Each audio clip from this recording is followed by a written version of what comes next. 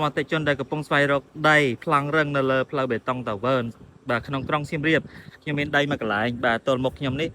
13 កៅបាទទៅក្រោយត្រង់ភ្លឹងស្អាតតែម្ដងផ្លូវមុខក្រោយបាទដីរបស់យើងនៅលើផ្លូវបេតុងតាវើនបាទ22 ម៉ែត្រទៅមុខបន្តិចប្រហែលជា200 ម៉ែត្រគឺភូមិឋានតាវើនបាទហើយ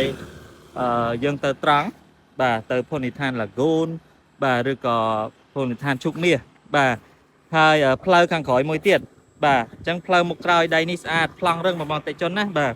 បងប្អូនតិជនដែលមានតម្រូវការពិតអាចអញ្ជើញមកមើលទីតាំងដីមួយកន្លែងនេះបានស្អាតមែនទែនសម្រាប់តម្លៃក៏ពិសេសដែរតម្លៃធូរជាងគេនៅក្នុងតំបន់ជាពិសេសនៅលើផ្លូវបេតុងនេះតែម្ដងបាទ1 ការ៉េត្រឹមតែ$79ចរចាទៀតបងប្អូនតិជនណាបាទពីមុនម្ចាស់គាត់កាត់1 ការ៉េ150ដីនេះបាទឥឡូវតម្លាក់ថ្លៃច្រើនមែនតើបាទម្ចាស់គាត់ចង់បញ្ចេញសម្រាប់ព័ត៌មានលម្អិតបងប្អូនតិជនអាច contact មកបងប្អូនបានបាទអរគុណជំរាបលា